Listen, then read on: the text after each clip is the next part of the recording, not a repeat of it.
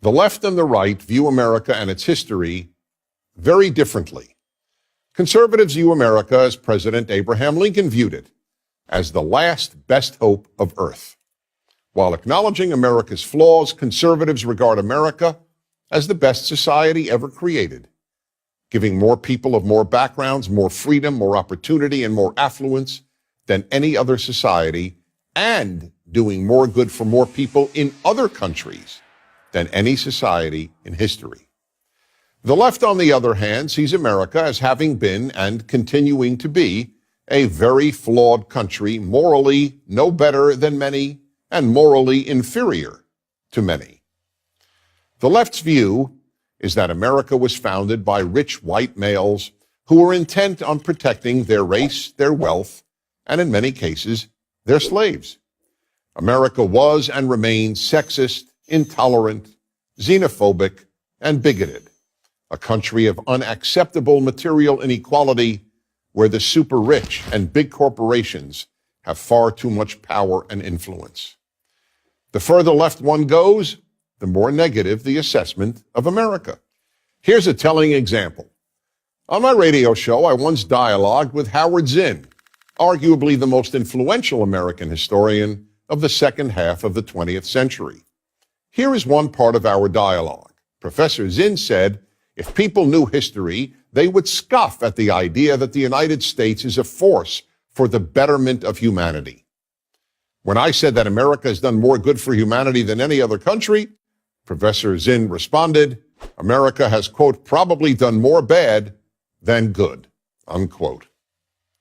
For the left, the moral flaws in American history are enormous, but all the unique good America has done, both in America and abroad, is minimized or ignored. Take the example of slavery. This terrible institution is the most widely cited proof of American evil. The problem with that judgment, however, is that every civilization in world history, even including African societies, practiced slavery, often on a far larger scale than America did. But there are two other questions about slavery that must be asked in order to make a moral judgment about America. The first is, which societies were the first to abolish slavery? Since all societies had slavery, that is a far more important question to ask than who had slaves. It turns out that all the societies that first abolished slavery were rooted in the Jewish and Christian Bibles, and among them was the United States. The second question that needs to be answered is this. Was America morally better than other societies in just about every other regard? And the answer is overwhelmingly yes. America gradually became the least racist, least xenophobic country in the world. In no country do people of every race and ethnicity become accepted as full members of the society as do immigrants to America. And no country in history has fought for the liberty of others as much as America has. That is why, for example, 37,000 Americans died in Korea, a country that offered America no economic gain. The purpose was to protect Koreans from communist tyranny. Today, South Korea, where American troops are still stationed, is one of the wealthiest and freest countries in Asia. Meanwhile, North Korea, the part of the Korean peninsula that America did not succeed in liberating, is the least free and poorest country on earth. Without America, people around the world would suffer from far more tyranny, enslavement, and genocide. The countries where American troops have remained long after their combat ceased, Germany, Japan, and South Korea, have prospered economically and morally. Countries that America abandoned, such as Vietnam and Iraq, experienced mass murder and other horrors.